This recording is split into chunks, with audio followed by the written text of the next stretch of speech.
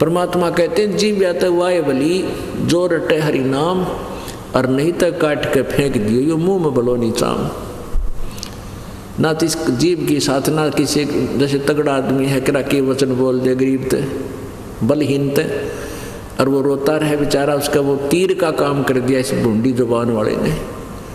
तो इस तरह कहते हैं ये जबान जो है तलवार का काम कर देती है, या तो भगवान की भक्ति करे ना इसका कोई जरूरत नहीं इस काम की, कुछ ऊट पटांगी बकवाद करे, रागनी गाँव में भूंडी किसी की चुगली करें, कोई किसी की झूठी गवाही देवे, तो ये दुष्ट कर्म करेंगे। इसका अच्छा था भगवान जुबान ना दे, अच्छा यानी मुंह बंद रहे जुबान, यानी कहने का भाव ये है कि गूंगा कर दे इसका अच्छा था। या फिर भगवान की भक्ति ही करे जिसके मालिक ने ठीक ठाक अंग दिए हैं। उसने कहा कि हमारे घर गुरु जी आते हैं और उन्होंने ये अमृत ज्ञान में छका दिया, हम तो गदगद हो जाते हैं, रोते हैं जब परमात्मा कथा सुनाते हैं, आंखों से आंसू आते हैं। मंदोदरी ने कहा कि इब के तेरे गुरु जी आवे तब मुझे बताना, मैं उनके दर्शन करूंगी। अब परमात्मा तो कहते हैं आप आरती आप सजय आप किंगर आप बाजे आप ताल जहां जनकारा आप नचे आप देखण आ रहा, कह कबीर ऐसी आरती गाऊं आप मध्य आप सुनाऊं। वो सारा खेल वही कर रहे थे, अपनी प्यारी आत्मा को मंदोदरी को निकालना था, विभीषण को निकालना था, चंद्र विजय के परिवार को निकालना था। तो मंदोदरी में पालक ने प्रेरणा की कि बहन तुम्हारे घर पर गुरुजी आवे तो मुझे बुलाना, अवश्य मुझे बताना। अगर ठीक है जी आते ही बताऊंगी जो आपका आदेश हो। पहले तो उसने कहा कि तेरे गुरुजी आओ तो यहाँ बुला के लाना। तो उस कर्मवती ने कहा महारानी मैं आपकी दासी बांदी नौकरानी जो आज्ञा आपकी होगी, आपका संदेशा गुरुदेव को बता दूंगी, लेकिन परमात्मा के विषय में संतों के विषय में मुझे जो ज्ञान है वो आपको जरूर बताना चाहूँगी। कहते हैं साधु संतों को बाई ऑर्डर नहीं बुलाना चाहिए, उनके दरबार में खुद जाकर नतमस्तक होना चाहिए, चाहे वो किसी कुटिया में बैठे हों चाहे वृक्ष पे बैठ के नीचे बैठे हों। यदि मैं आपका आदेश दे दूंगी और मेरी प्रार्थना रो रा के मैंने मनाने पड़ेंगे कि नहीं तो मेरी रानी मुझे नौकरी से निकाल देगी, और वो आ भी गए तेरे पास और तुझे आशीर्वाद नहीं देंगे तो यूजलेस होगा, आना ना आना संत का कोई फायदा नहीं होगा। और आप वहाँ जाओगे संत को ये पता चलेगा कि रानी है महारानी है तेरे द्वार पर आई है तो और ज़्यादा खुश होंगे, तेरे नंबर गणे पड़ेंगे, परमात्मा तुझे और आशीर्वाद अच्छा देगा। तो मंदोदरी ने कहा बहन फिर मत बुलाना, जब तेरे गुरुजी आ जाए तो मुझे याद दिलाना, मैं खुद जाऊंगी दर्शन करूंगी। परमात्मा पहुँचे, कर्मवती ने जाते संदेशा दे दिया, नंगे पैरों चल पड़ी वो पुण्यात्मा, सौसल छिदर मैं करूं अपने जन के काज। नंगे पैरों चल पड़ी वो पुण्यात्मा, जाते ही चरणों में शीश रख दिया। मालिक को तो पता था मेरी हंस है ये बेटी, कहा बेटा बैठ जा सत्संग सुन, विचार सुनाई, सारी कथा सुनाई। कहते हैं एक का चोट सिधारिया जिन मिलन दाचा, जो परमात्मा की पुण्य आत्मा जिन्हें भगवान चाहिए वो गड़ी बकवाद ना करा करते, अग्रम अग्रम में होती उनमें। तो एक का सत्संग में तुरंत समझ गई और कहा भगवान अपनी बेटी को भी उपदेश दो, दया करो मेरे दाता। तो परमात्मा ने उसको नाम दिया, सारी कथा से परिचित करवाया, बड़ी खुशी हुई। फिर मंदोदरी और कर्मवती दोनों बैठकर कई घंटे मालिक की चर्चा करते। एक दिन विभीषण जो रावण का भाई था छोटा, विभीषण ने चर्चा सुन ली उन दोनों की, वो बैठ गया उनके पास आके। तो मंदोदरी से कहा कि क्या आपने उपदेश ले लिया? कहा मैंने गुरुजी गुरु बना लिए, और जब मेरे भाई ने पता लग गया तो न गड़ेगा। मंदोदरी बोली कुछ भी हो तो मेरे बात समझ में आएगी, बाकी ऐसी बात नहीं है, वो इतना मुझे नहीं कुछ कहता, मैं अपनी क्रिया करती हूँ, मैंने बता रखा उस तक। अच्छा। विभीषण ने कहा कि फिर मुझे पीछे क्यों छोड़ दिया, मुझे भी ले चलो, मुझे भी नाम दिलाना था आपने। तो मंदोदरी बोली, मन ने सोचा तू रावण का भाई है कि ब्रह्मन ने ना माने, इसलिए मैंने तेरे आगे जिक्र करना उचित नहीं समझा। अरे बाज आपकी प्रेरणा है तो अब के गुरुजी आएंगे, मैं तुझे जरूर ले चलूंगी। ऐसा ही हुआ। कहने का भाव है विभीषण ने भी उपदेश ले लिया। उसी दौरान इस रावण के कर्म फूटे, दुर्भाग्य इसका उदय हुआ। इसने सीता जी का अपहरण कर लिया और अपने 9 लखे बाग में रोक दिया। अब जब परमात्मा आए, कबीर जी, वैसे तो मंदोदरी पहले भी दुखी हो गई थी, वह दूसरी औरत को ले आया, ये उससे भी वो बहुत दुखी थी, एक शुभ थी, लेकिन रावण सुना नहीं था कति भी। तो मंदोदरी ने अपने गुरुजी से कहा, गुरुदेव मेरे पति एक किसी औरत को उठा लाए हैं और मेरी समस्या घड़ी बढ़ गई, मुझे बहुत दुख हो रहा है, मेरी आत्मा रोती रहती है, इसका समाधान करो मेरे प्रभु। परमात्मा बोले, बेटी ये ऐसी वैसी औरत नहीं है, ये समझो लक्ष्मी है, और जिसको ये एक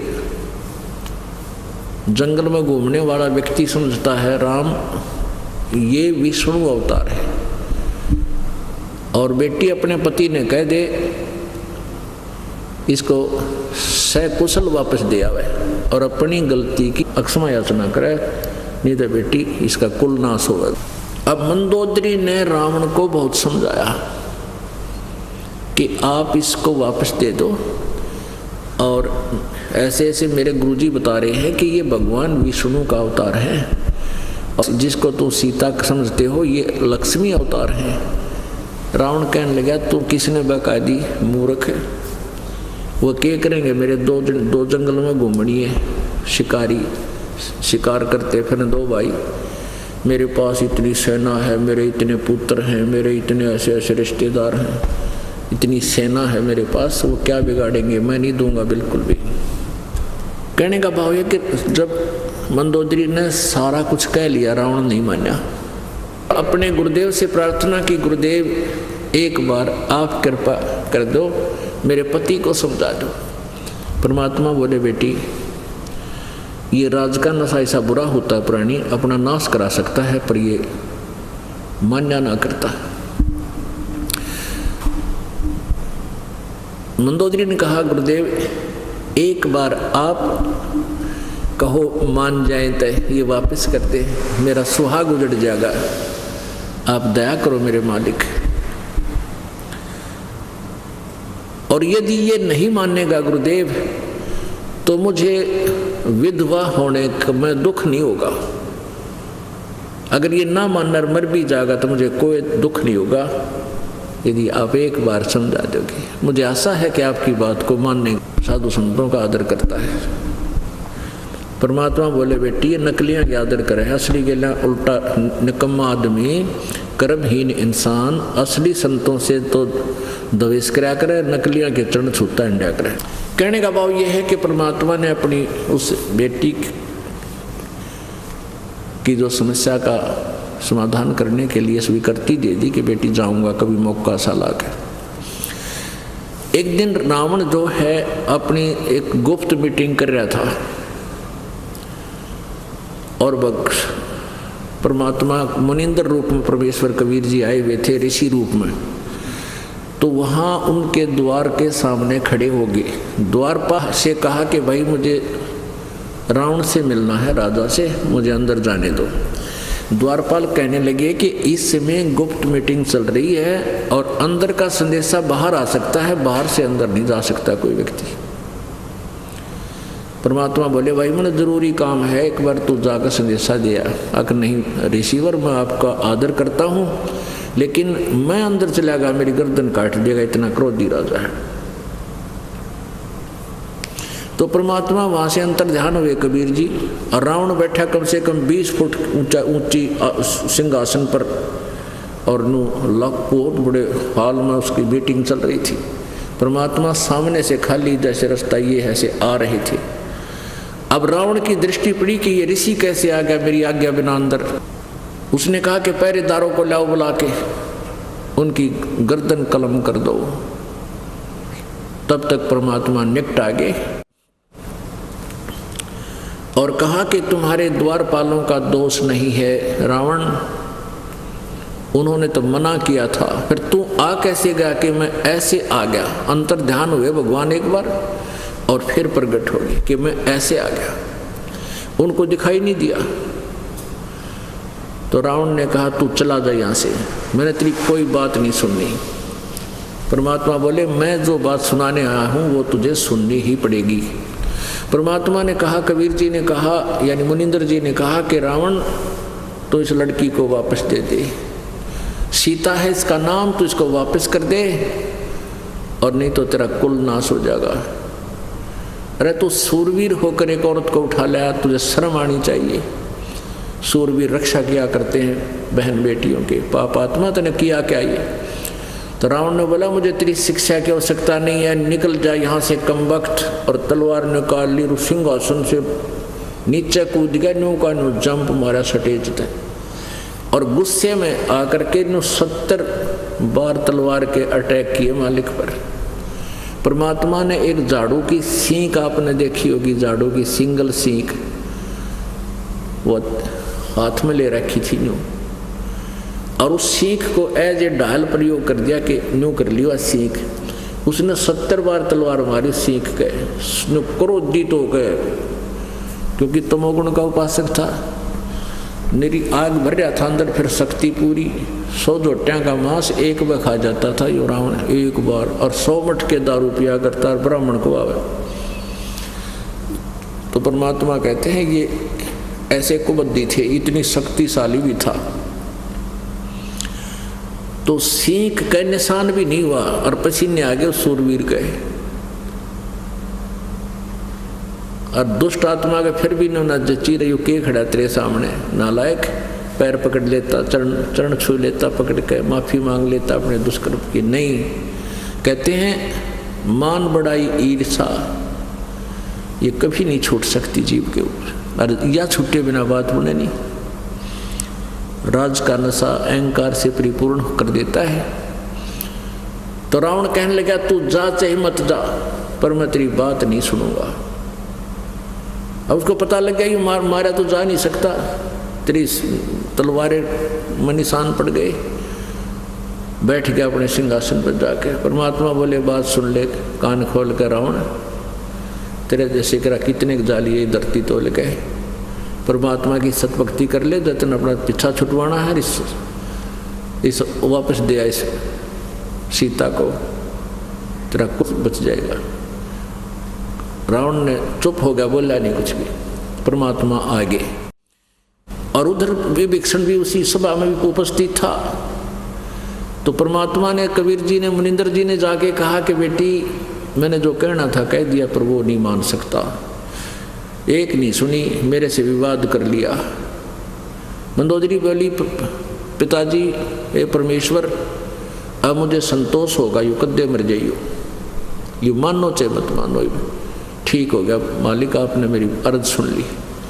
श्याम ने भी विभीषण आया तो उसने कहा कि आज तो गुरुजी मार दिए होते भाई ने, और ऐसे चमत्कार करे, एक सीख ले रहे थे गुरुजी, और इसने 70 बार किया, इसके पसीने आ गए, छक्के छूट गए इसके, लेकिन मान्या फिर भी नहीं, और टस से मसवा सीख ना हुई इस तरह। मंदोदरी बोली ठीक है, अपने कर्म भोगेगा, मारा के लेगा, हमने कहना था सो कह दिया। और अपने गुरुजी की वो गुरुदेव की आज्ञा को वो फाइनल समझती थी, और जो कह दी वचन वो फाइनल समझती थी कि जो कह दिया ये होगा ही होगा। अब तो अब मंदोदरी फिर भी, क्योंकि ममता बहुत बुरी होती है, पति पत्नी का नाता एक विशेष होता है, उसने फिर भी कहा कि रावण मान जाए मेरी बात को। तो उस संत ने, आपने कैसे कैसे उनके साथ बदव्यवहार किया, कितनी आपने तलवारें मारी और सीख को निशान भी नहीं हुआ। तो रावण ने भी स्वीकृति दी कि सचमुच ये पहला करिश्मा मेरे साथ है, मैं तो पत्थर न पाड़ दूँ तलवार के साथ, और उसकी सीख का निशान नहीं रहा। मंदोदरी ने कहा अब तो बात को मान लो आप। कि नहीं, इसने क्या पता, मेरे गुरुजी को बड़े विद्वान पुरुष हैं, मेरे को सब पता है, ये सिद्ध पुरुष होगा, बाकी मैं नहीं मानूं। उधर से क्या हुआ कि रामचंद्र जी ने अपना पता कराया, अनुमान के माध्यम से पता लग गया भाई सीता ऐसे ऐसे रावण के बाग में है। तो पहले तो जो एक सभ्य तरीका होता था वो अपनाया, राजदूत भेजे, अंगद गया, राम नहीं माना, और भी कई राजदूत बनाकर भेजे, भाई किसी तरह ये मान जा, बिना लड़ाई वापस हो जा सीता, पर नहीं माना वो। कहते विनाश काले विपरीता बुद्धि। अब क्या हुआ कि सेना इकट्ठी कर ली रामचंद्र जी ने, और सेना को समुद्र से पार करने की समस्या आ गई। 3 दिन तक रामचंद्र जी घुटनों पानी में खड़ा होकर समुद्र से याचना करते रहे, हे समुद्र देव मुझे रास्ता दे दो, मैं बहुत आपत्ति में हूं।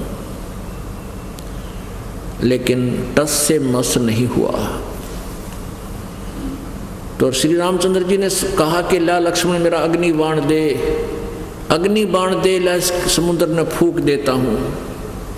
लातों के भूत बातों से नहीं मानते। ऐसे जो ही उन्होंने जब समुद्र को फूंकने के लिए कमान पर तीर चढ़ाया, उसी समय समुद्र एक ब्राह्मण रूप में, विप्र रूप में प्रकट हुआ, ऋषि रूप में, और कहा कि हे श्री रामचंद्र जी, हे विष्णु अवतार, मुझे जला मत, मेरे अंदर बहुत बड़ा संसार बसा हुआ है, और यदि तू मुझे सोख देगा, खत्म भी कर देगा पानी को, तो बैलेंस बिगड़ जाएगा इस पृथ्वी का, और ये इतना गहरा गड्ढा हो जाएगा तुम फिर भी नहीं जा सकते इससे पार। ऐसा काम करो प्रभु, सर्प भी मर जाए, लाठी भी ना टूटे। श्री राम जी ने कहा कि फिर ऐसी कौन सी विधि है वो बता मुझे, कि तेरी सेना में ये नल और नील नाम के 2 कारीगर भी हैं, शिल्पकार भी हैं, और इनके हाथ में ऐसी शक्ति है कि इनके हाथ से पत्थर तर जाते हैं। पत्थर के चाहे लोहा भी हो वो भी तैर जाता है। तो नल और नील को बुलाया गया। अब यहां मार खाता है प्राणी, या महिमा का जब समय इसके सामने होता है तो ये महिमा को पसंद करता है, यही मार खाता है। कहते हैं साहेब के दरबार में गाहक कोट अनंत, 4 चीज चावे हैं ये रिद्धि सिद्धि मान महंत। परमात्मा के दरबार में साधकों की कमी नहीं, लेकिन ये 4 चीज मांगे हैं, रिद्धि सिद्धि हो जा, मान बढ़ाई और महंत बन जाऊं, महिमा मेरी बने, प्रभुता हो जा कि 10-20 नमस्ते करणीय हो जा। कहते ये ही दुश्मन है इस जीव का। तो यहाँ क्या हुआ कि वहाँ अंगद भी फेल, जिसने रावण की लाखों व्यक्तियों को वहाँ पैर रख दिया था, किसी से टस से मस नहीं हुआ, पूरी सेना में चर्चा थी, आज वो भी फेल, क्योंकि समुद्र से ये पार हुए बिना बात बना नहीं। हनुमान भी फेल, श्री राम भी फेल। तो नल नील को आवाज़ लगाई और बुलाने गया, उन्होंने बता दिया कि ऐसे ऐसे बताया है कि देवता प्रकट हुआ समुद्र का, उसने बताया कि तुम्हारे हाथों में ऐसी शक्ति है जिससे पत्थर भी तर जाते हैं, आज चलो तुम्हें राम राजा बुला रहे हैं तुम्हारे, तुम तो भाई बड़े भाग्यशाली, तुम्हारी तो बड़ी इज्जत होगी। तो वो फूल गए, उनके अंदर अहम भर गया। उस दिन भगवान याद नहीं किया नालायक कौन है। और श्री रामचंद्र जी ने पूछा भी नल नील, ये देव ऐसे ऐसे बता रहा है विपर, क्या तुम्हारे हाथों में ऐसे कोई पावर है तुम्हारे पास? कहाँ जी है, कि भी एक ट्रायल दो मुझे। पत्थर उठाया और ऐसे रख दिया, दोनों ने उठा के, और दोनों का डूब गया। उन फिर क्योंकि वहम हो रहा था कि पहले तो कुछ भी नहीं डूबता, फिर दोबारा फिर ठा कर रखा, वो भी डूब गया, तीसरी बार रखा वो भी डूब गया। अब वो सहम गए, भाई अब क्या हुआ, वो तो बड़ी असमंजस में पड़ गए। तब श्री रामचंद्र जी ने उस विपर रूपधारी समुद्र की तरफ देखा कि देव तो झूठ बोलता है, यानी ये कहना चाहा था कि तू झूठ बोलता है, इनके हाथों में ऐसी कोई पावर नहीं है इसकी पावर। तब विपर रूपधारी समुद्र ने कहा कि नल नील तुमने आज जुल्म किया है, आज तुमने अपना गुरुदेव याद नहीं किया, याद करो अपने परम पिता को। फिर वो भी सहम गए। तब उन्होंने स्तुति की अपने गुरुदेव की। इतने में क्या हुआ कि परमेश्वर कबीर जी मुनिंदर रूप में काफ़ी दूर सामने नजर आए, जैसे पैदल आ रहे हो। नल नील ने देखा कि मेरे गुरुजी आ गए, बस चिंता मत करो, अब तो सब ठीक हो जाएगा, देखो मेरे गुरुजी आ गए, हमारे गुरुजी आ गए। इतने में वो परमात्मा कबीर जी मुनिंदर जी निकट आ गए। नल नील ने चरण लिए, श्री राम लक्ष्मण ने चरण लिए। श्री रामचंद्र जी ने कहा कि ऋषिवर,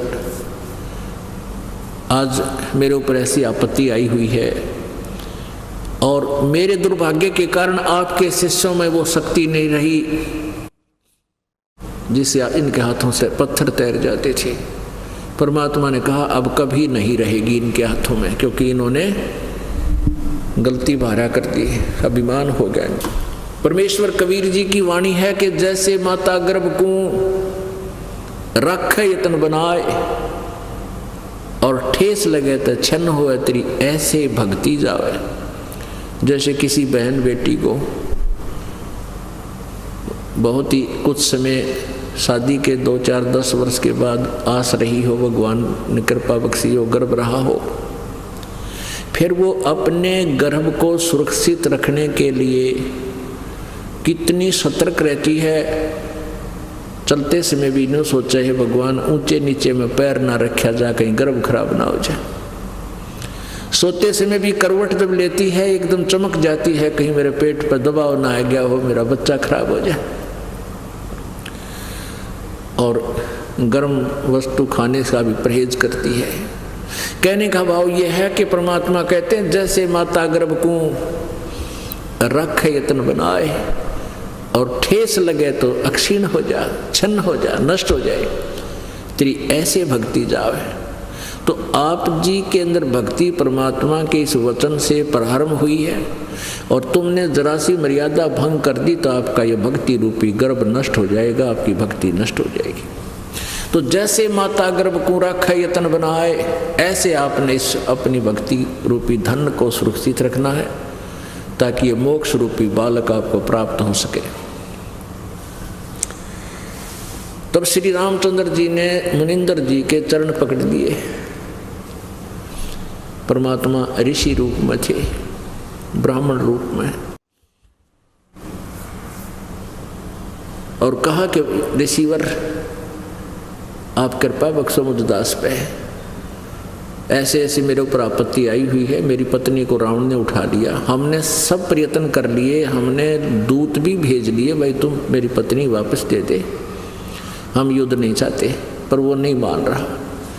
हे प्रभुवर आशीर्वाद दो मैं सफल हूँ, आशीर्वाद दो प्रभु मैं विजयी हूँ, और आशीर्वाद दो मेरा ये समुद्र के ऊपर पुल बन जाए। तो परमात्मा ने कहा कि मैं तेरी समस्या से परिचित था और मेरा और तेरे पिता का एक वायदा हुआ था इस काल निरंजन से कि एक समय मेरा अंश, मेरा पुत्र पृथ्वी पर होगा, राजा दशरथ के यहाँ जन्म लेगा, क्योंकि ये पूर्व निर्धारित होती है, इनकी फिल्म बनाई रखी होती है। तो उस समय वह समुद्र पर रास्ता नहीं देगा, आप कृपा मुझे मेरे उस पुत्र को वो रास्ता दिलवाना है। तो मुझे पता था तेरे ऊपर क्या आपत्ति है। मैंने आते आते, ये बहुत बड़ा पहाड़ था वहाँ, एक लंबा चौड़ा, कहते इस पहाड़ के चारों तरफ से एक डंडी से जो सोटी ले रखी थी परमात्मा ने डोगा, इससे चारों तरफ मैंने एक रेखा खींच दी है, और इस रेखा के अंदर अंदर के जितने भी पत्थर हैं वो अपने इतने फ्लोटिंग हो गए कि उनको उठाओ और रखो, तराश तरूश के यानी बनाकर ढंग से ये तैरेंगे। अब उसका दच्चनी रामचंद्र जी का हनुमान जी से कहा कि लाइए, पहलवान एक पत्थर उठा गए। अब हनुमान जी गए, वहां से एक बड़ा पत्थर लाए उठा के और उसको रखा, तो वो जो का त्यों भी रख दिया तो भी तैर रहा समुद्र पर। ओहो, बस फिर तो कहते हैं वारे न्यारे हो गए। फिर उसको छोल छाल के, नल नील कारीगर भी थे, शिल्पकार यानी राजमिस्त्री भी थे वह, तो उन्होंने उनको छोल छाल कर रखना शुरू किया, वो पुल बनाया। रहे नल नील यतन कर हार, तब सतगुरु से करी पुकार। रहे नल नील यतन कर हार, तब सतगुरु से करी पुकार।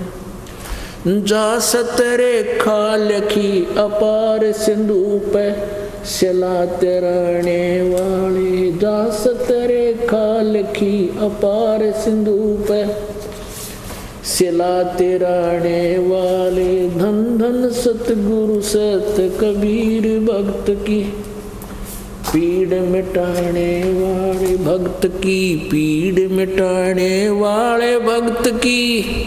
धन धन सतगुरु सत कबीर भक्त की पीड़ मिटाने वाले। धन धन सतगुरु सत कबीर भक्त की पीड़ मिटाने वाले।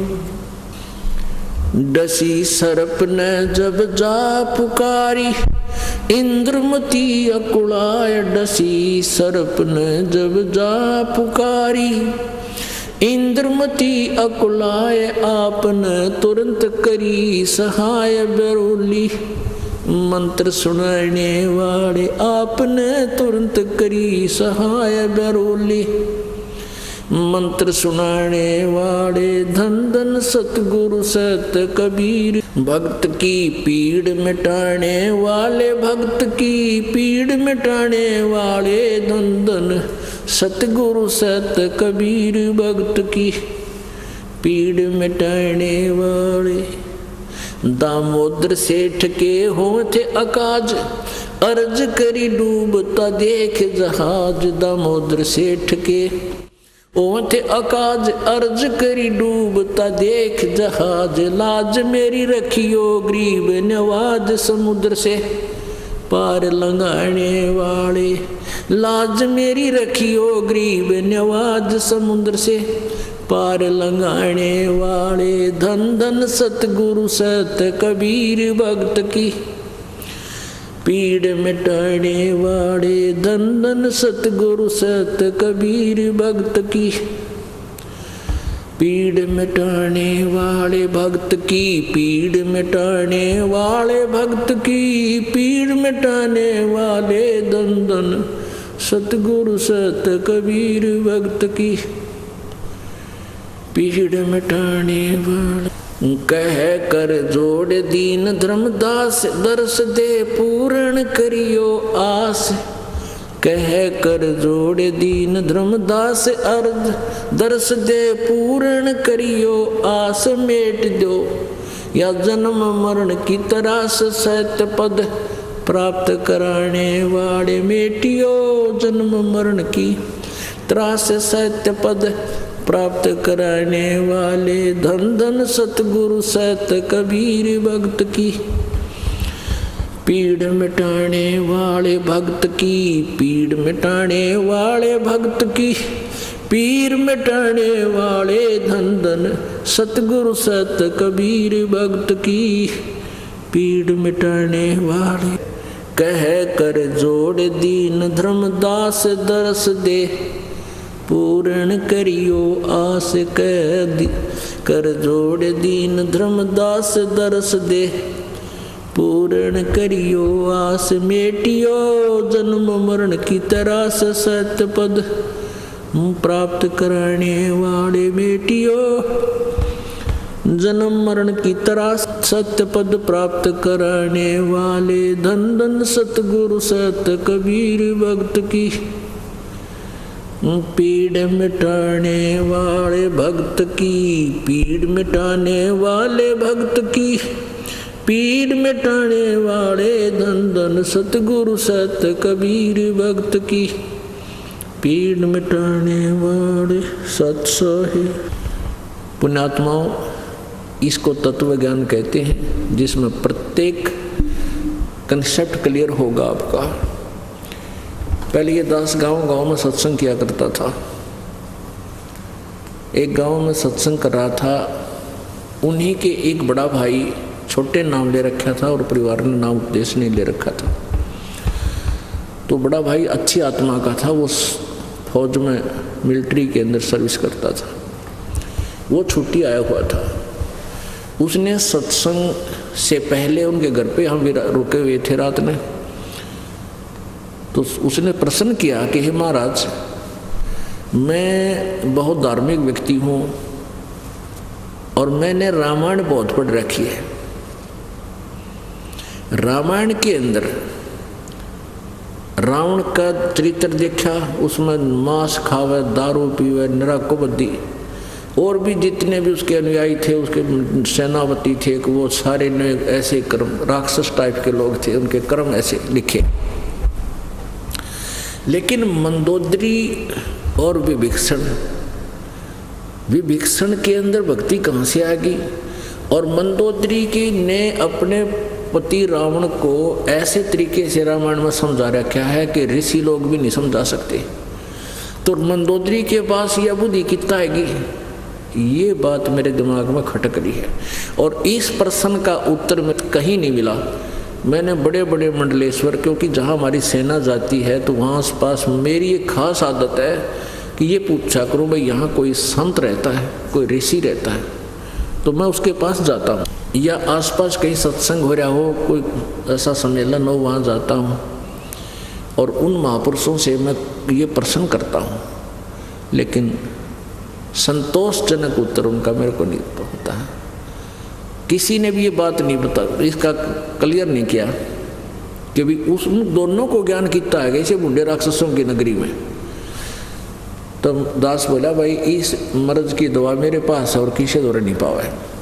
फिर इस दास ने सत्संग सुनाया, उसको पूरी कथा सुनाई, वहाँ सत्संग सुनिए शाम ने, अब यही होगा, विषय यही होगा। उसने सत्संग सुना, बहुत प्रभावित हुआ। न बोला जी कति अंधेरा हट गया, कसरा कौन रही, सारी बात समझ में आ गया। तो क्लियर ऐसे हुआ। फिर न कोई तो कहता नल नीर ने पत्थर तरा दिए, कोई कहता रामचंद्र ने पुल बांध दिया, उसने आशीर्वाद दे दिया, कोई का हनुमान ने राम का नाम लिख दिया, उन पत्थरों पर घिस दिए तरीके। ये बकवाद थी सारी। तो क्या बताते हैं? जगत का पेखना पेख्या, धनी का नाम ना लेखा। जगत का यानी उसने न्यू कर दिया, और जो करने वाला उसका जिक्र भी नहीं, उसका नाम ना लेखा, यानी जिसने ये सारा कुछ किया उसका जिक्र भी नहीं, क्योंकि वो परमात्मा है और परमात्मा दूसरों को हानि नहीं पहुंचा सकता। आम के पेड़ पर कांटे नहीं होते, छाया और फल दोनों होते। और वही ये दूसरे जो अवतार लोग आते हैं, ये इनका उद्देश्य से पहले फिक्स कर दिया जाता है कि तन्ने उसको मारना है, उसको मारना है, उसको मारना है। उनकी मृत्यु उनके हाथ से लिखकर भेज दी जाती है, तो फिर उनकी प्रभुता बन जाए। इन काल के एजेंट, काल के जो अवतारों की एक दुखदायी तत्व है, और उसको उसने मार दिया। तो जनता ने रात की सांस ली, उसके गुणगांव बेतन बड़ा पाप काट दिया हमारा। तो ऐसे काल ने जाल फैला रखा है कि उनका ऐसा संयोग बन जाता है और उनको फिर अपने ही पुत्रों का अवतार बना कर भेज देता है। दुनिया इनको भगवान मान के इनके चिपकी रहती है। इस प्रकार ये काल का जाल है। अब त्रेता युग में परमात्मा ऐसे है, द्वापर युग में जब आए, एक इंद्रमती नाम की एक रानी थी, इंद्रावती भी उसको कहते हैं, उसे इंद्रमती भी कहते हैं, और उसके पति का नाम चंद्र विजय राजा, चंद्र विजय था, वो राजा था। वो रानी बड़ी धार्मिक थी और उसने अपना कोई गुरु भी बना रखा था। उस गुरुदेव ने उसको इसका भगवान विष्णु जी के विषय में जानकारी दे रखी थी, शंकर भगवान के बारे में जानकारी दे रखी थी, और जो भी जंतर मंत्र था वो बता रखा था, रोज कराया करती, प्रतिदिन करती थी। अब उस गुरु जी ने ये बता रखा था कि बेटी, जो धर्म करते हैं या तप करते हैं उनसे उनको राज्य प्राप्त होता है। आज तू रानी है, पिछले पुण्य से है, आगे पुण्य करेगी तो अगले जन्म में भी तू मनुष्य जीवन जब कभी मिलेगा तो रानी बनेगी। इसलिए धर्म किया कर, आए अतिथि जो आपके द्वार पर आ जा, सबको भोजन करा, एक भंडारा लंगर खोल दे, और साधु संत आ जा तो उनका विशेष आदर कर और स्वयं अपने हाथों से खाना बनाकर खिला, बेटी इतना बहुत पुण्य मिलेगा। और प्रतिदिन एक संत को अवश्य रोजाना भोजन कराया कर। अब साधु मेरे अंडा कर बैठे रहते, जंगला में बुला लेती हो। ऐसे प्रोसीजर ये चलता रहा कई वर्ष, 2-4 वर्ष। रानी क्या करती थी, प्रतिदिन उसने एक अपना नियम बना लिया कि मैं खाना बाद में खाऊंगी, प्रतिज्ञा कर ली। पहले किसी भक्त संत को खिलाऊंगी, फिर पाछा खाऊंगी। अब ऐसे वो चलता रहा, संदेशा दे देती, न्योता दे देती, 2-4 भक्त डेली संत आ जाते, खाना खा जाते। बाकी आम जीव के लिए भी, करा चालतों के लिए भी उसने लंगर अलग से खुलवा रखे। अब क्या हुआ, एक बार कुंभ का मेला हो गया और कुंभ के मेले में ये सभी जो त्रिगुण उपासक हैं, जिनको हम संत समझा करते हैं, बाकी ये संत तो नहीं है, फिर भी हम अज्ञानता के अनुसार उनको साधु संत मानते थे। तो वो सभी स्नान करने के लिए, पर भी में मोक्ष प्राप्ति के लिए वहाँ चले गए। कहाँ? हरिद्वार में, हर की पैड़ी पे। और आसपास कोई संत नहीं रहा। रानी ने संदेशा भिजवाया, नौकर गए कि सबके कुटियाँ खाली हैं या कोई नहीं। पता चला तो वो चले गए कहाँ? कुंभ स्नान करने के लिए। और मनमाना 15 दिन में आओगे, क्योंकि 5-7 दिन तो पैदल जाने में लगे, 5-7 दिन आने में लगे, 1-2 दिन रेस्ट भी करें वहाँ पर, तो 15-14 दिन में वो 20 दिन में आएंगे। अब रानी के सामने समस्या आ गई, कोई संत भक्त मिला को, ना रोटी उसने खाई, ना दिन तीसरा हो गया। और तीसरे दिन रानी, क्योंकि वो तो नाजुक सी थी, तीसरे दिन तो कति कंडम होगी बिना खाई, और उसने प्रतिज्ञा कर रखी मर जाऊंगी पर रोटी अन्न नहीं खाऊंगी। अब परमात्मा कहते हैं, जैसे वेद भी कहते हैं, ऋग्वेद मंडल नंबर 9 सूक्त नंबर 86 96 के 26-27 मंत्र में, और ऋग्वेद मंडल नंबर 9 के ही सूक्त नंबर 82 मंत्र नंबर 1, 2, 3, ऋग्वेद मंडल नंबर 9 सूक्त नंबर 20 मंत्र नंबर 1 में क्लियर किया हुआ है कि वो परमात्मा अपने सतलोक से चलकर आता है गति करके, और अपनी श्रेष्ठ आत्माओं को मिलता है। किस लिए मिलता है? उनको एक यथार्थ ज्ञान देने के उद्देश्य से आता है। अपने उस गुण के आधार पर, अपने उसी जो मालिक जैसे लीलाएं करता है उस लीला आधार पे वो इंद्रमती के पास पहुंच गए। और दूर से, जैसे महल था, महल से थोड़ी दूरी पर परमात्मा ने वहाँ अपने आप को प्रकट किया।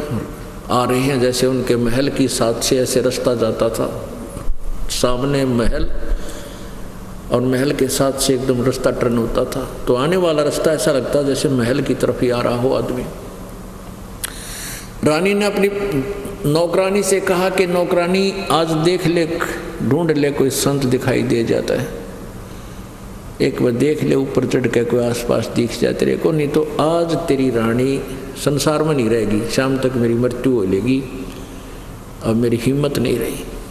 नौकरानी ऊपर गई, अटारी पर चढ़कर देखा, कोठे पर एक आशा की किरण उसको दिखाई दी। परमात्मा कबीर देव जी एक साधारण सी दाढ़ी, वेशभूषा और साथ सफ़ेद कपड़े, धोती आ रहे हैं।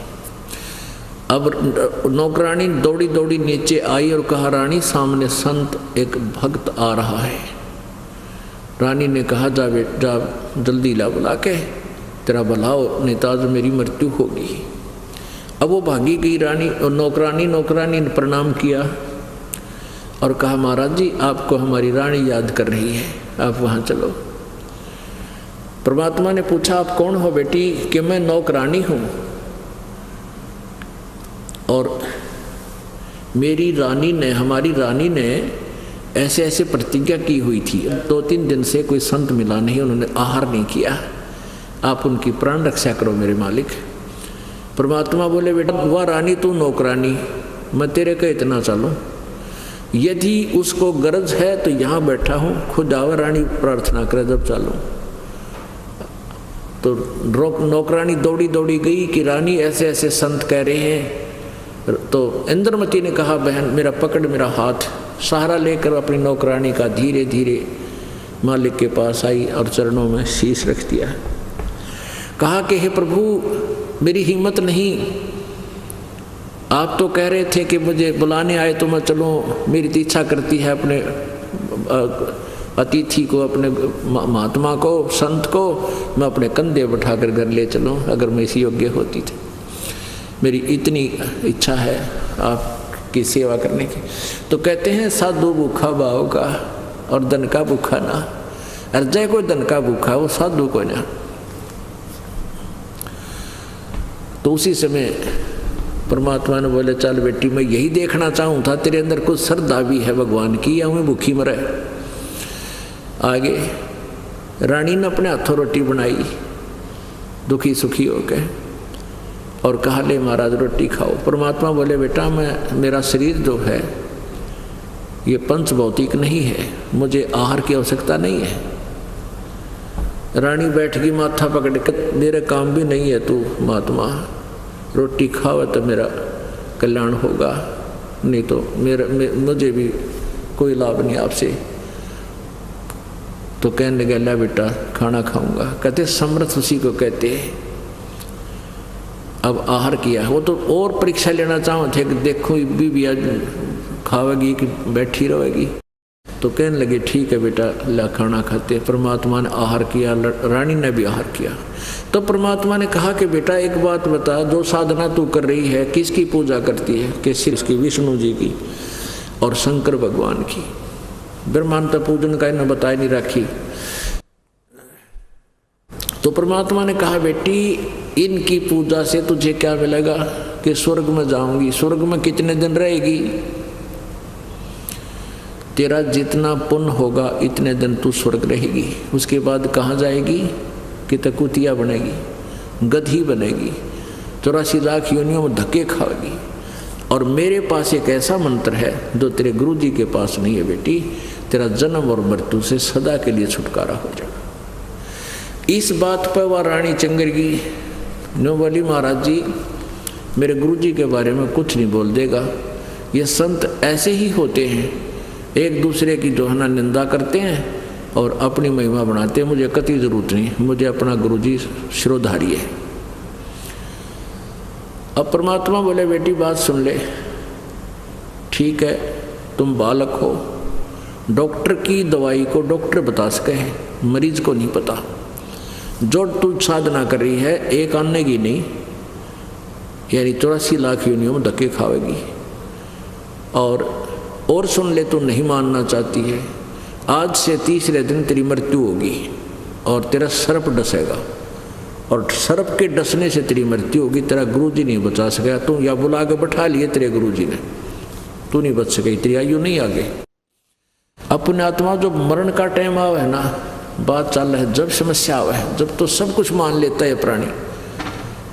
तो रानी ने सोचा भी साधु संत झूठ नहीं बोला करते पहले, अब तो निरे निकम्मे हो गए, अब तो निरे झूठे संत।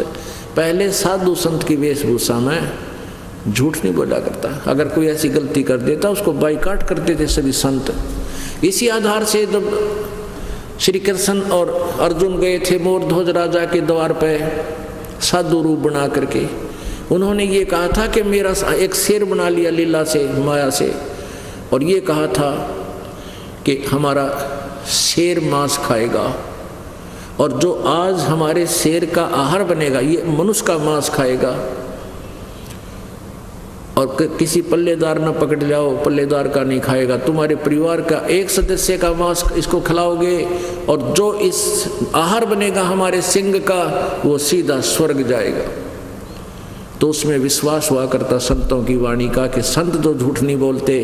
तो तीनों लड़का माता और पिता में आपस में बात ठनगी, सब ने लालच हो गया।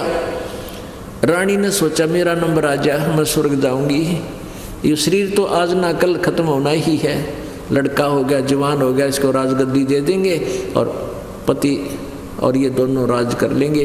तो इन्होंने कहने लगी महाराज ये ऋषि जी, ये साधु संत, मेरा शरीर काट लो और शेर को खिला दो। तो लड़का मोरध्वज राजा कहने लगा, देखो मेरे रहते मेरी पत्नी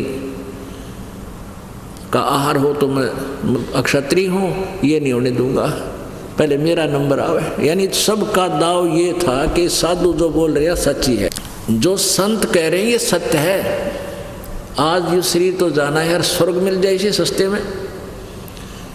तो लड़के ने सोचा, माँ बाप लगे, पिताजी लगा गया दाव, तो पीछे रह गया। कहने लगा, माता पिता मैं तो आप आज तक आपने पाला पोसा हूँ, 18 साल की उम्र मेरी, मैंने आपकी सेवा क्या की है, मेरा पितर न्यू का न्यू है, तो मैं चाहता हूँ कि मेरा शरीर शेर के काम आ जाए, ताकि मैं अपने माता पिता की जीवन रक्षा करके अपना पुण्य का भागी हो। कहने का दास का ये है कि पहले संतों पर इतना विश्वास हुआ करता है, जो ये बोल रहा फाइनल है, और ऐसा ही होता था। ये कुबद्दी नहीं थे जितने अब हो रहे। आजकल तो नरे झूठे हैं। हमारे गांव में ना एक बोली सी बेबे थी माई, उसने क्या किया,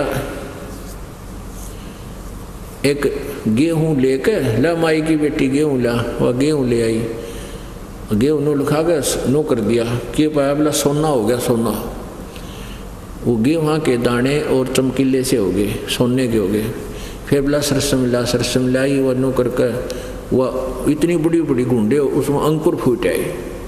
अनु बोला, माई की बेटी तेरे गहने को दुगना कर दूंगा, तेरे जेवरात है ना दुगने बढ़ा दूंगा, हूँ तो ले आला और तेरे पास रख जाऊंगा, 10 दिन पाछा खोल लिए दुगने हुए पाओगे। अब उसने सारे गहने लाकर उसके पास रख दिए। अब ये रख जाऊंगा, मैं नहीं ले जाऊंगा कुछ भी, मुझे तो तू 2 किलो गेहूं दे देना बस। अब वह ले आई, सारे गहने धर दिए, काट गए। ने बोला आटा ला, वो आटा लेने चलेगी, और वो नकली गहने ले रहा था, असली तो गाल लिए जोड़े में और नकली डाल दिए उसमें। वह आटा लाई, ने बोला गूंद, इसने गूंद दिया आटे के, हाँ वो उस वाले जो असली तो डाल लिए, नकली उसमें डाल के और आटा गूंद के, और एक बर्तन लिया, बर्तन रख दिया, उस पर सील ला दी। ने बोला 10 दिन में खोलिए दुगने हो पाओगे। वो लेगा जाता रहा, उसके घर क्या बेरा पट्टिया पता लग गया। वो खोल के देखा, जब 2 घंटे बाद से वो सारे वो नकली थे, लोहे के पॉलिश कर रखी, सुनारते दिखाया कि तो सारे नकली हैं, उसलिए तो ले गया वो। तो आजकल के दिशे हो गए। पहले ये था कि संत जो कह देता था वो सच्ची हुआ करती। तो इसी उद्देश्य से रानी डर गई, अगले भाई बात बिगड़ गई। और ये तो ऐसा संत भी कोई ना को लालच लो भी करता हो, तो हमारे घरानते भी नाट्य था। तो सारे विचार ला के वह घबरा गई। तो रानी पैरा में पड़ गई, चरणों में गिरकर रोने लगी, प्रभु मेरी जीवन रक्षा कैसे हो। तेरी जीवन रक्षा होगी बेटी, तुम मेरे से उपदेश ले, और जो साधना मैं बताऊं ऐसे करना, तेरे गुरुजी वाली नहीं करना, पहले वाली। जिस डॉक्टर की दवाई ले उसी की औषधि खानी चाहिए, दूसरे की नहीं। अब कहते हैं ना, मरता के नहीं करता। कहने लगी, जो आप कहोगे मैं वैसे ही करूंगी। परमात्मा ने कहा कि 3रे दिन काल आओगा मेरे रूप में, मेरे रूप में काल आएगा, उसको तूने प्रणाम भी नहीं करना है, और जो मंत्र मैंने तुझे दिया इसका सिमरण करती रहना। वैसे तो ये सिर्फ उस दिन के लिए आदेश है। आगे से अगर गुरुजी आ जाए, गुरुजी के रूप में आपको कोई भी दिखाई दे, पहले अपना स्मरण कराए 1-2 मंत्र का, फिर तुरंत चरण छूने चाहिए। तो रानी ने, अब रानी को तो चिंता बन गई। हाँ, फिर कहा कि जब तू वो काल आएगा मेरे रूप में, तो उस समय तू मंत्र का जाप करते रहना 2-3 मिनट। 2-3 मिनट के बाद उसका ओरिजिनल रूप तेरे सामने आ जाएगा बेटा। और यदि मैं हूँगा तो मेरा रूप नहीं बदलेगा, एज इट इज रहूँगा। ये लक्षण बता दिए। अब रानी ने तो चिंता होगी, अब भाई 3रा दिन काल आओगा और मरेगा मारेगा। अब वो मंत्र गणा कर डरती। अब उसने किससे आगे नहीं बताई। वह लेट रही थी सामने, अपने बेड पर लौट रही थी। 3रा दिन आ गया, आफ्टरनून होगी, अब दोपहर का बाद हो गया, नहीं हो रही चले इब्तावे आया पड़ा है, इब्ते नहीं आया, इब्तावेगा आज। तो मंत्र अपना माला जाप करे, मंत्र करने लग रही। इतने में आवाज लगाई काल ने, ये द्वापर युग की बातें हैं। द्वापर युग में तो करुणामय नाम से परमात्मा कबीर जी उसमें प्रकट थे। तो उस करुणामय नाम अर्थात कबीर जी के रूप में, करुणामय रूप में काल ने आके आवाज लगाई कि इंद्रमती, ए इंद्रमती, आवाज आने की, काल आ गया और चौकस होकर बैठ गिर मंत्र शुरू कर दिया। मंत्र करती रही, सामने देखती रही, प्रणाम नहीं किया उसको। काल कहता है तू बड़ी भगतनी, नमस्कार भी नहीं करती गुरु जी को। वह तो डर गई, उसकी ताक सी ठहर गई, कसाई आ गए। तो उसने सुमन शुरू जारी रखा। तो 2 मिनट के बाद देखा उसका चेहरा ओरिजिनल हो गया। ओछा माथा, काला चेहरा और छोटा सा माथा, इतना 2 उंगल भी नहीं, और लंबे दांत, विकराल शरीर। जो उस काल ने देखा कि वो इसके पास तो कोई शक्तिशाली मंत्र है और तेरा स्वरूप बदल दिया। कहने लगा अब तो बच गई, इतना फिर देखूंगा। यहाँ काल के लोग की ये डायलॉग फाइनल होया करे। लड़की वो चला गया काल तय। अब रानी ने खुशी मनाई, ओहो बांदिया ने कहा आज मेरी मृत्यु होनी थी, काल आया था मुझे लेने के लिए, मेरे गुरुदेव जी ने बचा दिया। वह दौड़ी दौड़ी राजा के पास गई। राजा से भी कहती है कि आज मेरी मृत्यु होनी थी, मेरे मन नया गुरुजी बनाया, उसने मेरी रक्षा कर दी, आज मैं बच गई, काल आया था लेने। अब राजा था वो थोड़ा मोटे दिमाग का या दूसरे टाइप का, घुटी छुटी लानी, और भगवान भक्ति नहीं करता था, वैसे धार्मिक अवश्य था, नरमात्मा का था। अपने पत्नी को भक्ति मार्ग में बाधा कभी नहीं करता था। वो फिर भी अपने हिसाब से वो क्या कहता है कि तू क्यों ड्रामा कर रही है बौड़ी, काल आ जाता और छोड़ जाता तने। बोला नहीं, मेरे गुरुजी ने साची बताई थी, उस दिन कह दिया था। बोला इन्हें बकाया कर, पैसे ठनिए। बोला जा तू ड्रामा ना कर, निकल यहाँ से। यानी उसको तो वो तो ढंग से बात नहीं की, पर वो ना करो, पर जिसका लग गया वो जाने। वो तो इतनी फुल्ली नहीं समावे भगवान ने। ओहो बड़ी दया करी मेरे दाता, सचमुच आज तो मेरी मौत थी। नो करते करते वह बेड पे लेट गई। लेटते नींद आएगी, क्यों सुख में नींद आया करे। निंद्रा में वह लोट आँखें मीची हो रही थी, इतने में काल सर्प बन के आ गया। सर्प बन के आ गया और रानी को डस लिया पैर में। एकदम उठी, रोन लगी, आए खाली। सर्प नौकर भागे आए, नौकरानी आई। उन्हें देखा कि मोरी के घर की मोरी के अंदर से एक बहुत बड़ा सर्प निकल रहा था। नौकर इतने किले में बाहर आए, इतने तो बहुत टाइम हो लिया, इतने वो छुप गया। अब एकदम बेहोश होगी रानी, मृत्यु को प्राप्त हुई। अब परमात्मा उसी समय प्रकट हो गए, यानी वो ये पुकार के अचेत हो गई, हे परमात्मा, हे गुरु जी मेरी रक्षा करो, मैं मार दी काल ने, भूल बन गई मेरे पे, मुझे मेरा मंत्र याद नहीं रहा। परमात्मा वहाँ प्रकट हो गए। अब आपको कुछ भक्तों का अनुभव सुनाते हैं, ध्यान से सुनना, क्योंकि हमारे कई प्रकार की समस्याएं हैं। जब आप देखोगे वो भाई भक्त आपको यही मिलेंगे जिनके विषय में अभी जिनके इंटरव्यू सुनाए जाएंगे, फिर आपको और दृढ़ता होगी कि हमें भी लाभ मिलेगा। जब इनको मिला है तो दिल डटेगा। अब आपको सुनाते हैं सत्संग, वो सुनिए विचार। एक साईं बाबा का कट्टर पुजारी जिसने बाबा रामपाल को किया चैलेंज। तो मैंने उनसे कहा कि अगर संत रामपाल जी महाराज आप बोलते कि ये सही भगवान है, ये सब कुछ कर सकते हैं, तो आपके संत रामपाल जी महाराज क्या मुझे नौकरी दिला सकते हैं? मैं सिर्फ 12वीं पढ़ा हूँ, मैं तो बहुत थक गया हूँ, बहुत जगह पे घूम के आया, मुझे तो कोई पूछता भी नहीं। और मुझे पता है कि अगर मैं कल इंजीनियर भी बन जाऊँगा तो कल फिर भी मेरे मन जैसे नहीं होगा। तो क्या मेरे को आपके संत रामपाल जी महाराज कहीं पर नौकरी लगा सकते, गवर्नमेंट में लगा सकते? ये तो सब बकवाद है, बाबा लोगों की चाल है, आप तो कुछ भी बता रहे। तो बोले वह शिरडी के साईं धाम की नंगे पैर पद यात्रा भी करता था।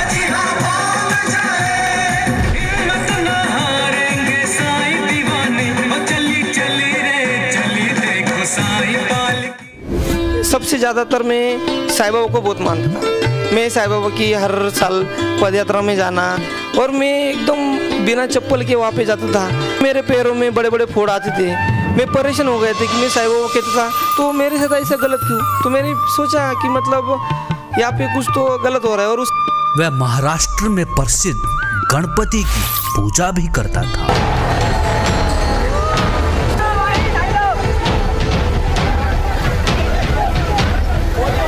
गणपति जो बोलते हैं महाराष्ट्र में गणेश भगवान, उनकी जो साधना थी मैं वो ज़्यादा करता था। उनका एक भी उपवास में छोड़ता नहीं था।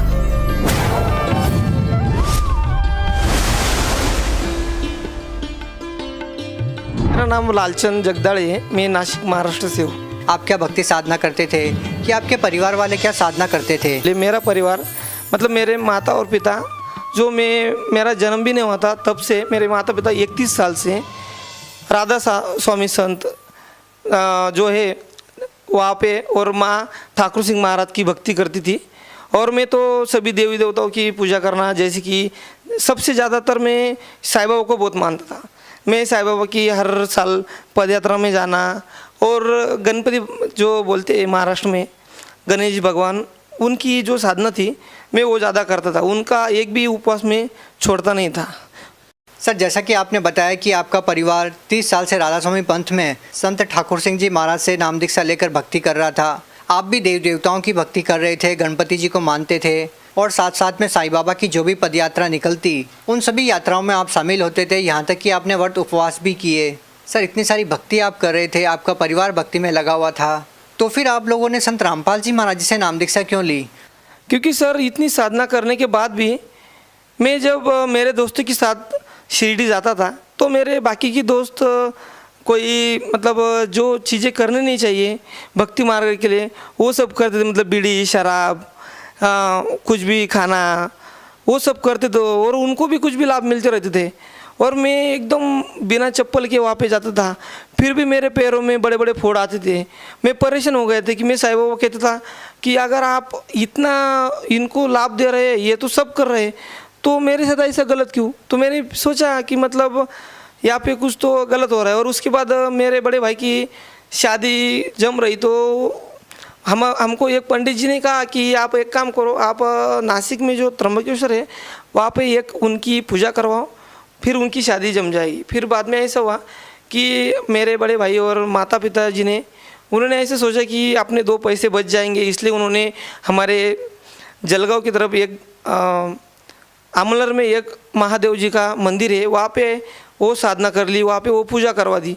लेकिन फिर भी उसकी 6 महीने बाद तक उसकी शादी नहीं जमी। फिर मेरे मन में आया कि ऐसा क्यों, क्योंकि अगर महादेव भगवान उधर है तो फिर आमलर में भी होंगे, जलगांव में भी होंगे, नासिक में भी, तो वही भी ऐसा कैसा, ये तो नहीं होना चाहिए। फिर आप संत रामपाल जी महाराज जी से कैसे जुड़े? तो सर तब मेरे मन में ख्याल आया कि हम लोग कुछ गलत कर रहे हैं। तो सर उसी टाइम हमारे मामा हैं मामा, वो जो संत रामपाल जी महाराज के शिष्य बने थे, उन्होंने संत रामपाल जी महाराज के सभी सत्संग देखने शुरू किए। वो हमारे घर में आए, उन्होंने सभी सत्संग देखते देखते मुझे भी कहने लगे कि भाई तू एक काम कर, तू भी ये देखते जा, ये तो मोक्ष का मार्ग है। तो मैं उनको कहने लगा कि तुम कुछ भी लेके आते हो, ऐसा कहा मोक्ष भिक्ष, ये तो सब बकवाद है, बाबा लोगों की चाल है, आप तो कुछ भी बता रहे। लेकिन उन्होंने नाम दीक्षा लेने के बाद मेरी माँ से कहा, मेरी माँ ने भी नाम ली।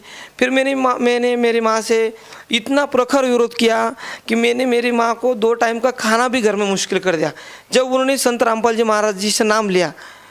लेकिन एक दिन मैंने मामा मुझे बोले कि भाई तू खुद तो सही भक्ति नहीं कर रहा, कम से कम तू जो तेरी माँ सही भक्ति कर रही है वो तो कर। तो मैंने उनसे कहा कि मेरी माँ अगर सही भक्ति कर रही है, अगर संत रामपाल जी महाराज आप बोलते कि ये सही भगवान है, इनका प्रमाण दिया है कि यही भगवान है, ये सब कुछ कर सकते हैं, तो आपके संत रामपाल जी महाराज क्या मुझे नौकरी दिला सकते हैं? मैं सिर्फ 12वीं पढ़ा हूँ, मैं तो बहुत थक गया हूँ, बहुत जगह पे घूम के आया, मुझे तो कोई पूछता भी नहीं। और मुझे पता है कि अगर मैं कल इंजीनियर भी बन जाऊँगा तो कल फिर भी मेरे मन जैसे नहीं होगा, तो क्या मेरे को आपके संत रामपाल जी महाराज कहीं पर नौकरी लगा सकते, गवर्नमेंट में लगा सकते?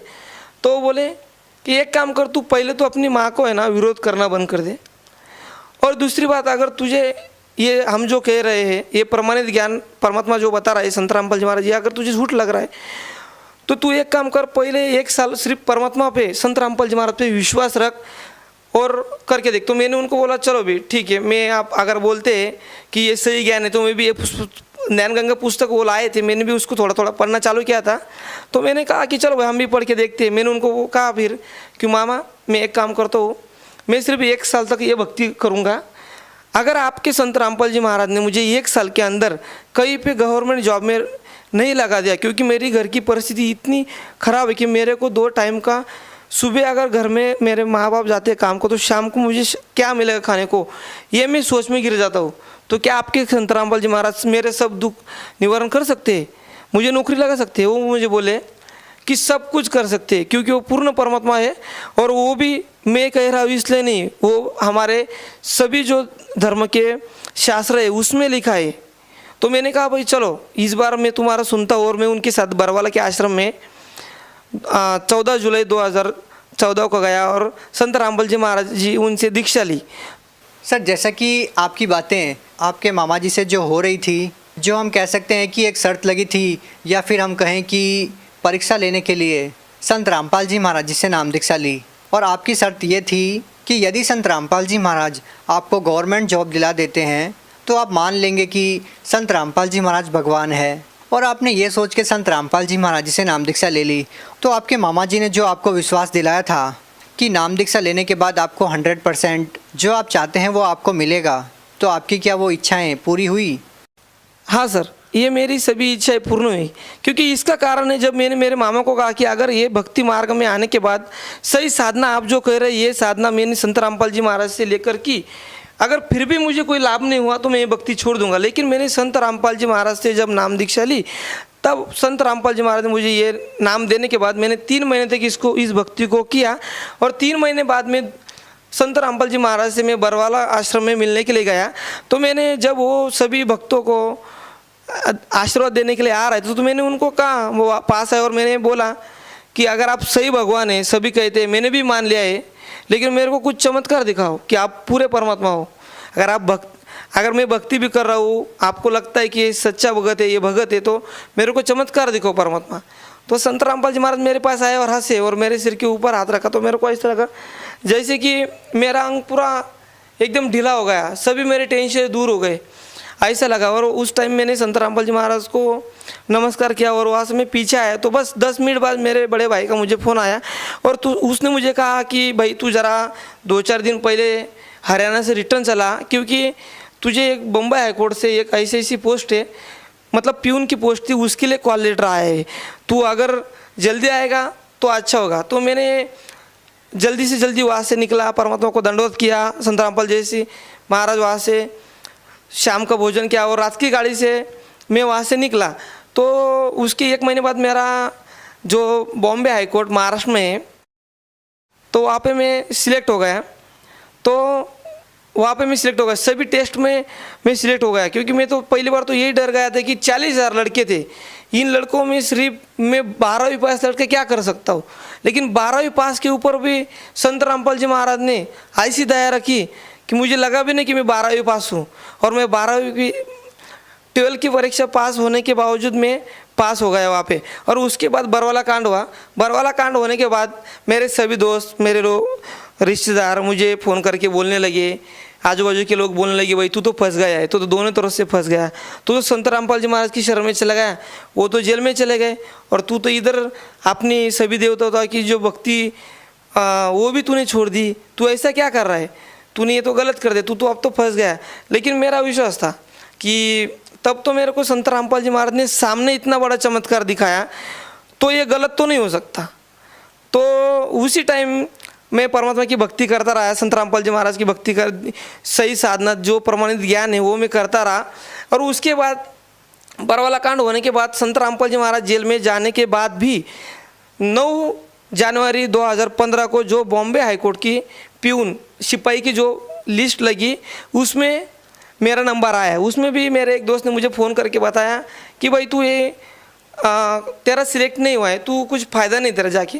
तो मैं ज़रा डर गया कि ऐसा कैसे होता है, क्योंकि संत रामपाल जी महाराज ने मुझे सामने चमत्कार दिखा है, वो तो गलत नहीं होगा। तो उसके 8 दिन बाद मैं थोड़ा 8 दिन तक नाराज़ रहने लगा। फिर मेरी माँ ने मुझे कहा कि बेटा क्या हुआ है। तो मेरी माँ से मैंने कहा कि जो लिस्ट लगी थी माँ, उसमें मेरा नाम नहीं है। तो माँ ने कहा ऐसा तो नहीं हो सकता, तू एक बार कर, फिर से उस लिस्ट को चेक कर। तो मैं उस लिस्ट को चेक करने के लिए गया। तो मैंने 2 बार लिस्ट को चेक करने के बाद भी मुझे उस लिस्ट में अपना नाम दिखा नहीं, और मैं बहुत नाराज़ हुआ, बहुत रोया। और संत रामपाल जी महाराज से प्रार्थना की कि सतगुरु रामपाल जी महाराज, आप तो हर एक जीव के ऊपर दया करते, तो मेरे ऊपर भी दया करो। तो मैंने संत रामपाल जी महाराज से ऐसी प्रार्थना करने के बाद बस 10 मिनट बाद मैंने उसी लिस्ट को देखा, तो मेरा उस लिस्ट में 35 नंबर पे नाम आया, और मैं उस पोस्ट के लिए पात्र बन गया। 40,000 जो फॉर्म आए थे लड़के थे, उनमें से मैं 35 नंबर पे सिलेक्ट हो गया। ये सतगुरु रामपाल जी की हिदायत थी कि जो मैं उस लिस्ट में सिलेक्ट हो गया। उसके बाद सर जी ये तो हुआ अपना मतलब आर्थिक लाभ, जिससे मेरे परिवार में थोड़ी परिस्थिति अच्छी हुई, लेकिन इससे बड़े बड़े लाभ मुझे और संत रामपाल जी महाराज का ज्ञान अच्छे से समझने लगा। मैं उनके सत्संग सुनने लगा। तो मैं मुंबई में जॉब कर रहा था। तो मुंबई में तो सभी को पता ही है कि लोकल में बहुत सी मतलब आदमी की परेशानियाँ रहती। तो मैं लोकल में से एक दिन ट्रैवलिंग कर रहा था, तो भारी भीड़ के कारण मैं उस लोकल में से बाहर गिर गया। तो उस टाइम में जब प्लेटफॉर्म में इतनी स्पीड से लोकल भाग रही थी CST की तरफ, मैं वाशी से खड़ा था और मैं गिर गया। तो मुझे ऐसे लगा और सभी को लगा कि अब तो ये मर ही गया, अब तो ये कट जाएगा। लेकिन जब मैं नीचे गिरा तो मुझे ऐसे लगा कि मुझे कोई उठा रहा है, और मैं 2 मिनट तक मुझे ऐसे लगा कि अब तो मैं खुद मर गया, क्योंकि मेरे अंदर कुछ ताकत नहीं थी। मेरे परमात्मा से संत रामपाल जी महाराज से अरदास की, ये मालिक संत रामपाल जी महाराज, आज ये क्या हो गया, मैं कैसे गिर गया आज। बस उसी टाइम मेरे अंदर शरीर में ऐसी प्रेरणा हुई कि सभी लोग देखते रह गए और चिल्लाने लगे कि अरे उठा उठा। उनके पहले, वो आने से पहले ही मैं उठ के खड़ा रह गया और अपने कपड़ों को ऐसे झटका, बस जो धूल थी वो झटक ली, और उसके बाद वाले लोकल पकड़े और उसी दिन ड्यूटी पे भी गया। ये संत रामपाल जी महाराज की ही दया थी कि उस दिन में मुझे उन्होंने जीवन दान दिया। उसके बाद एक बार मैं मनमाड़ से मुंबई के लिए जा रहा था, तो ट्रेन में मैं ज़रा कॉर्नर पे ही खड़ा था भारी भीड़ के कारण। तो कुछ लोगों में हाथापाई हो गए, तो उन्होंने हाथापाई में मुझे ढकल दिया। तो मैं उस दिन बड़े बड़े लोखंड पे जो प्लेटफॉर्म से आगे थे, पटरी जो जिसे कहते हैं ना, उस पर ज़ोर से गिरा। तभी भी RPF TC सभी ज़ोर ज़ोर से भाग के आए, और उनको लगा कि अभी चलो भाई ये तो मर ही गया होगा। तो जब वो मेरे पास आते तो मैं उनके सामने खड़ा रहा, और उनके सामने मैंने जब मुझे तभी वैसी फीलिंग हुई, वैसे लगा कि मुझे संत रामपाल जी महाराज खुद आकर वहाँ से उठाया। उस टाइम मुझे ये खरोच तक आई नहीं। उसी टाइम मैंने परमात्मा का नाम लिया, और उसके बाद से मुझे समझ में आ गया कि बस अगर इस धरती पे पूर्ण संत है तो सिर्फ संत रामपाल जी महाराज ही है। क्योंकि ये सिर्फ संत रामपाल जी महाराज नहीं बताते कि इस धरती पे अगर कोई संत है या फिर कोई उनके जो कुछ अनुयायी होंगे वो नहीं बताते। ये तो हमारे जो शास्त्र है ये बताते कि आज धरती पे सिर्फ पूर्ण संत रामपाल जी महाराज ही है जो हमें मोक्ष दे सकते हैं। सर मैं तो वैसे प्रॉपर नासिक से हूँ, लेकिन मेरी जॉब मुंबई हाईकोर्ट में लगी थी। तो मैं अप डाउन करके या फिर और आर्थिक थोड़ी सी परेशानी से परेशान हो गया था। तो मैंने संत रामपाल जी महाराज यहाँ पे संत रामपाल जी महाराज के आश्रम में फ़ोन किया। वहाँ पे बताया कि मेरी ऐसी प्रॉब्लम है, मेरी 2 साल से ट्रांसफ़र के लिए एप्लीकेशन, लेकिन कुछ प्रोसेस नहीं है, सब जीरो है, तो क्या होगा। और बस उसके 1 महीने बाद ही संत रामपाल जी की महाराज की दया से मेरी नासिक ज़िले में ट्रांसफ़र हो गई। आज मैं अपने ज़िले में ही अपने घर से सिर्फ 8 किलोमीटर पे अपनी जॉब कर रहा हूँ। सर, आप भगत समाज को क्या संदेश देना चाहेंगे? सर, मैं भगत समाज को संदेश तो नहीं सकता, लेकिन उनके ये दास मतलब विनती करेगा कि अगर इस धरती पे कोई पूर्ण परमात्मा है तो सिर्फ संत रामपाल जी महाराज है। और ये बाकी के लोग नहीं कहते, ये हमारे घरों में शास्त्र है जिनको हमने आज तक कभी खोला नहीं, वो कह रहे। इतना ही कि हमें जो बाकी नकली जो गुरु बता रहे उनके वो जो पढ़ रहे धर्म ग्रंथ हमारे, उसी में परमात्मा बताया कि ये संत रामपाल जी महाराज इस धरती पे आए, वही पूर्ण परमात्मा है और वही हम सबको मोक्ष दिला सकते हैं। बस इतना मैं कहना चाहूँगा। जी, धन्यवाद।